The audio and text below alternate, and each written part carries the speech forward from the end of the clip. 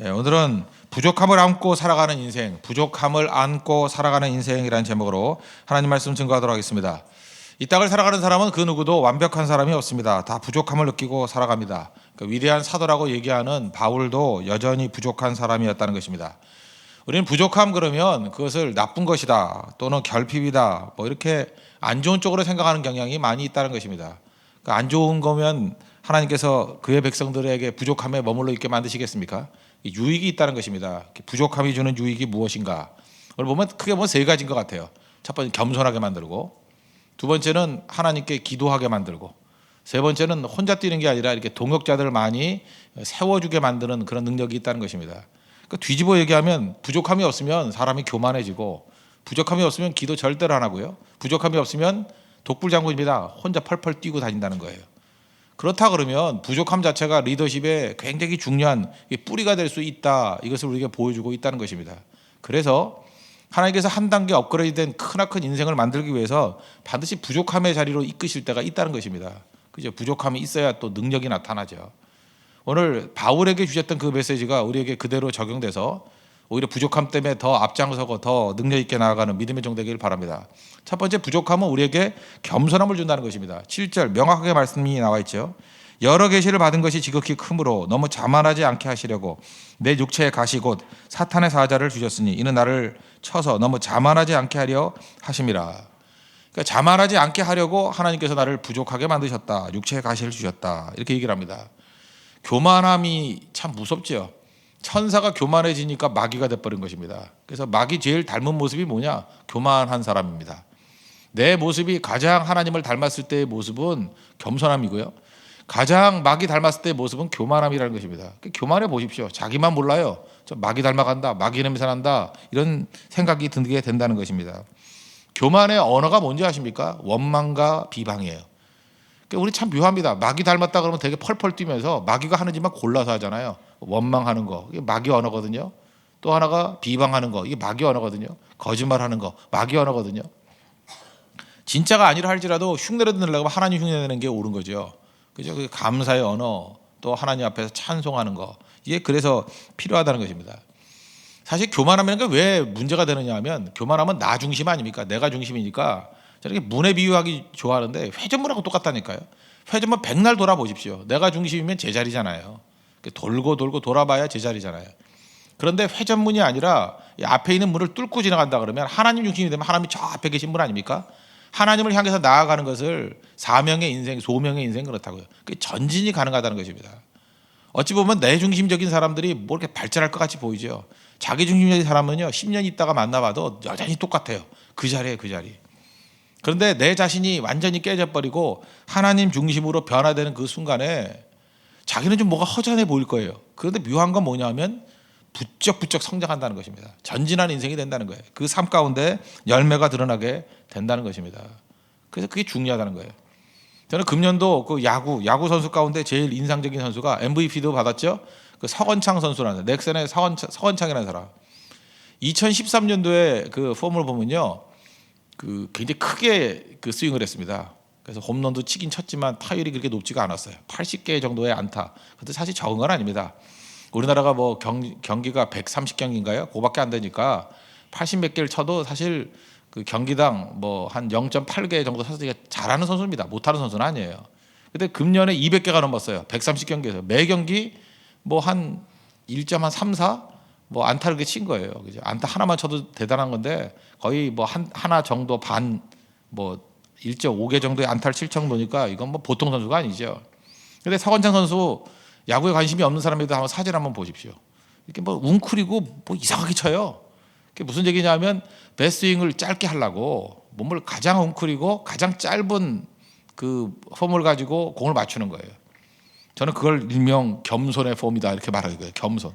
내가 이제까지 본 것 가운데 그렇게 겸손한 사람이 없어요. 그렇게 자기 자신이 홈런 타자가 아니라는 거예요. 그런데 잘 맞으니까 오히려 홈런도 치더라니까요. 서건창의 겸손한 모습, 그게 제가 볼 때 최고의 수위 타자를 만들었다. 저는 그렇게 생각합니다. 우리 인생도 마찬가지입니다. 내 중심적으로 내가 홈런 타자다 하면서 막 휘둘러대는 게 아니라 나는 공만 맞추는 사람이다 라고 생각할 때 오히려 최고의 타자가 될 수 있다는 것입니다. 서건창 한 사람만이 문제가 아니라 너무 잘 치니까 이 야구 선수도 경이적인 거거든요. 우리나라에서 200안타가 넘는다는 것은 이게 어마어마한 건데 130경기밖에 안 된다니까요. 근데 이걸 또 따라하는 선수가 있더라고요. 나성범이라고. 나성범 또 지석훈인가요? 지석훈 뭐 이런 사람들. 그래서 따라하던 사람들도 뭐 이 정도까지는 아니지만 상당히 많은 그저 이렇게 실력 향상이 있게 되더라고요. 저는 금년 야구에서 우리가 배울 수 있던 것들이 이런 거라고 생각합니다. 겸손함의 이런 파장 이런 것들이 막 퍼져나간다는 거예요. 오히려 오랫동안 뭐 잘했던 사람 있죠. 정수빈이라는 사람. 그래서 막판에 뭐 한두 달인가 이렇게 따라하더지만 역시 이렇게 하니까 굉장히 공이 잘 맞고 안타가 나오더라 하는 얘기들을 제가 들어봤습니다. 다 공통점이 뭡니까? 내 것이 있잖아요. 내 고집이 있잖아요. 그것들 잘 안 될 때 그걸 깨버리고 이렇게 수용하는 거 아닙니까? 그게 겸손함이죠. 그럴 때 훨씬 더 많은 것들을 누리게 되더라는 것입니다. 우리도 하나님 앞에서 어느 순간인가 내 자신의 자아가 깨지면서 내 고집, 내가 옳다고 생각하는 것들 사실 그게 다 맞았으면 내가 하나님이죠. 아니죠. 하나님께서 우리에게 주신 그 기준을 붙들고 부족함 속에서 겸손한 가운데 하나님의 은혜를 구할 수 있는 믿음의 종 되기를 바랍니다. 그래서 자동문 같이 그 회전문 같이 그 자리에서 머무는 인생에서 사명 붙들고 전진한 인생이 되는 또 멀리 있는 주님의 목표를 바라볼 수 있는 우리 믿음의 종 되기를 바랍니다. 두 번째로 부족함이 주는 유익은 뭐냐면 기도하게 된다는 거죠. 내 힘으로 안 되니까 기도하게 되죠. 8절 보십시오. 이것이 내게서 떠나가게 하기 위하여 내가 3번 주께 간구하였더니 누가 기도합니까? 내 힘으로 안 된다. 그죠? 나 주의 도움 받고자 주 예수님께 빕니다. 그러니까 도움이 필요한 사람들이에요. 하나님의 별명이 뭐라고요? 에젤. 여호와는 나의 도움이시다. 그러니까 하나님의 별명이 도움이라니까요. 그래서 제가 누누이 말씀드리잖아요. 여자를 만들고 난 다음에 돕는 배필로 만들었다. 이건 뭐 남자 시다바리를 만들었다 그 뜻이 아니라는 것입니다. 여자는 남자에게 있어서 하나님 같은 존재라는 거예요. 도와주는 존재. 그래서 진짜 맞는 것 같아요. 남자들보다 여자분들이요 훨씬 남들 도왔을 때 기쁨을 많이 느끼는 것 같아요. 남자들은 주로 남의 거 약탈했을 때 기쁨을 느끼는데 여자들은 그냥 묘한 것 같아요. 이렇게 자기가 맛있게 먹는 것보다도 음식을 잘 만들어서 먹는 거 볼 때 되게 좋아하고요. 누구 이렇게 잘 돌봐줘가지고 넘어진 사람을 이렇게 세웠을 때 굉장한 기쁨을 느끼더라. 병자를 돌봐서 이렇게 세우는. 우리 교회도 보면 중보기도 하고 병자 돌보는 분들 보면 남자분들보다 압도적으로 여자분들이 많아요. 그 왜 그렇습니까? 그게 하나님의 속성이거든요. 돕는 자. 성령의 이름도 뭐예요? 돕는 분이잖아요. 옆에서 돕는 분. 그죠? 파라클레토스. 옆에서 돕는 분. 그러니까 우리가 잘 돕게 된다는 것입니다. 그죠? 이게 되게 중요한 거죠. 근데 제일 중요한 게 뭐냐면 하나님께서 우리에게 기도할 때 도와주신다는 거예요. 부족한 사람들에게. 여호와께서 나의 도움이 되어 주신다.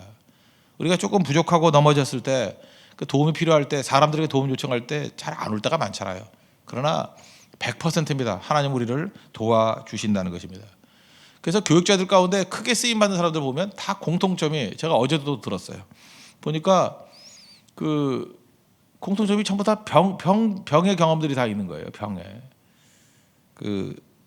여러분 그 이동호 목사님이라고 아시죠? 저하고도 좀 친분이 있는데 이번에 그 제 친구 신성욱 교수라고 그 엑스 교수가 이동호 목사님이 벌써 그 젊어 보이시는 분이 벌써 70이 되셨더라고요. 그 70세 뭐 헌정, 뭐 설교의 세계 뭐 이래가지고 책도 무지 두껍게 해서 400페이지나 썼어요. 그래서 400페이지 한 사람에 대해서 그 책이 와가지고 이제 쭉 읽어봤습니다. 읽어봤더니 이동호 목사님이 저는 이게 맨날 건강한 줄 알았거든요. 혹시 병이 있다 그러면 비만이구나. 배가 부지 나왔어요 지금. 그래서 9개월이기 때문에 저거 비만이구나 이렇게 생각했더니 저거 또 한 번 놀랐어요. 놀랐던 게 뭐냐면 어렸을 때 그 토굴 같은 데 살았대요. 수원에서 집에 아버지가 망해가지고.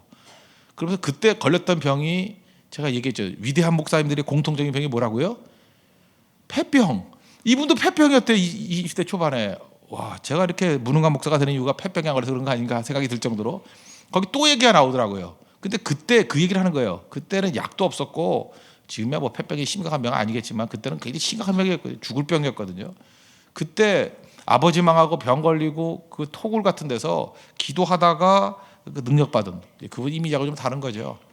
그때부터 세계가 이게 다르게 열리기 시작했다라는 거예요. 그죠? 그때 공부해서 카투샤 가서 영어도 배우고 뭐 미국 유학길도 열리고 뭐 이런 얘기들이 쭉 나오더라고요. 그 마틴 루터 우리 종교계가 마틴 루터가 했던 얘기가 있죠. 목회자를 만드는 것은 3가지다.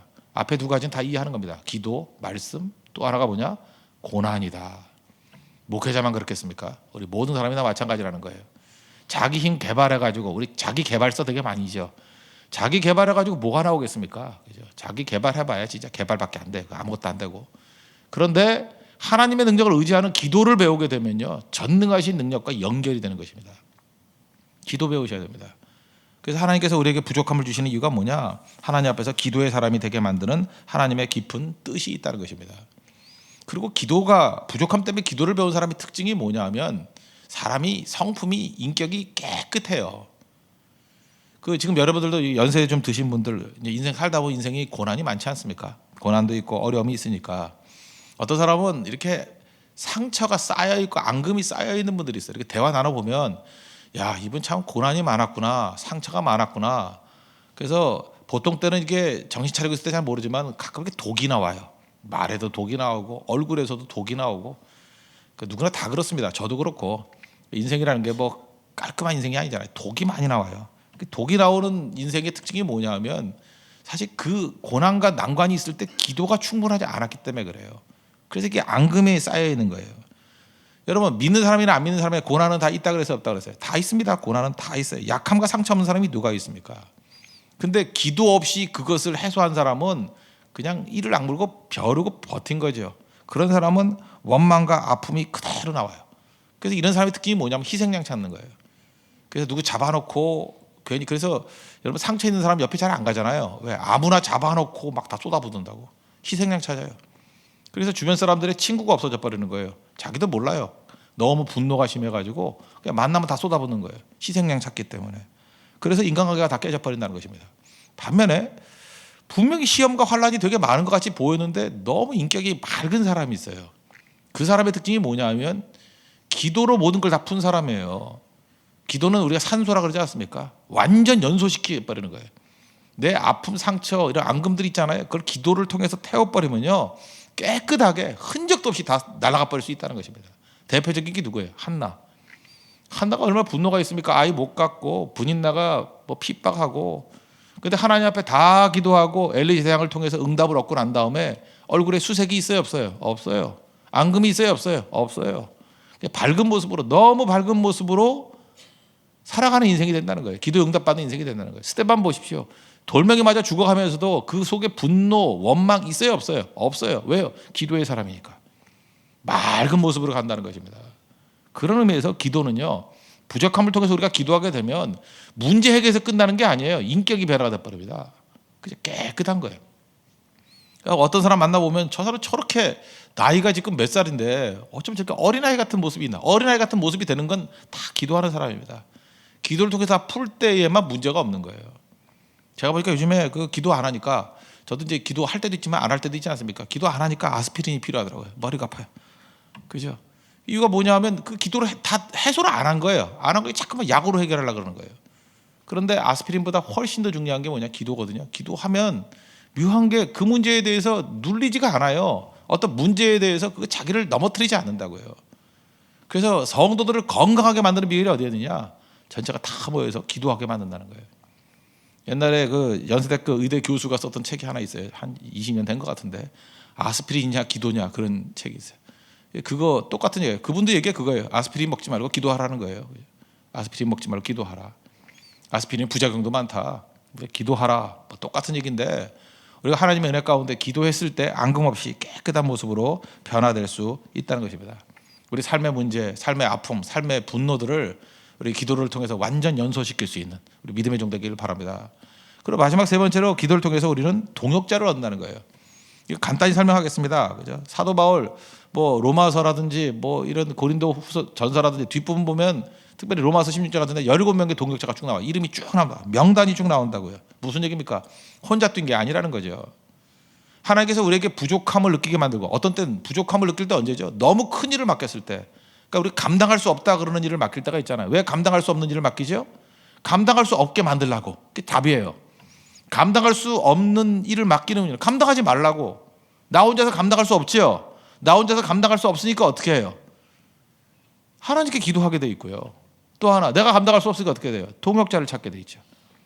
그래서 무조건입니다. 어떤 사람이나 하나님께서 항상 좀 과도한 일을 맡기는 거예요. 너무 완만한 일, 쉬운 일 맡기면 안 됩니다. 과도한 일을 맡기는 거예요. 그래서 여러분들 내가 생각하는 것보다 조금 좀 힘들게 좀 나가십시오. 다음 주부터 특별 새벽기도에 좀 개근할 생각하고요. 또 대만 선교도 가고요. 좀 이렇게 어렵더라도 자기가 이렇게 넉넉하게 하는 게 아니라 좀 빠듯하게 해야 돼요. 감당할 수 없을 정도로. 그렇게 나가면 하나님께 기도하게 돼 있고 또 하나 반드시 동역자가 생겨요. 도와주는 사람이 생긴다니까요. 그래서 많은 사람들과 함께 일하는 모습을 보게 된다는 것입니다. 우리 삶 가운데 여러분 일 두려워하지 마십시오. 일 두려워하지 않는 이유는 뭐냐? 나에겐 동역자가 있다. 나에게는 하나님이 계시다. 그래서 이걸 배워서 사람의 외연이 점점 커지는 그런 인생을 살게 된다는 것입니다. 오늘도 우리를 도와주시는 하나님의 능력과 은혜를 붙들고 부족함만 바라보는 것이 아니라 오히려 부족함 속에서 하나님께서 우리를 겸손하게 만드셔서 은혜를 부어주시고 기도를 통해서 하나님의 능력을 부어주시고 또 많은 동역자들을 붙여주시는 그 하나님과 함께 일하고 승리하는 우리 믿음의 종 되기를 바랍니다. 모두 자리에 세련하겠습니다. 214장 1절 찬양하고 기도하도록 하겠습니다. 214장입니다.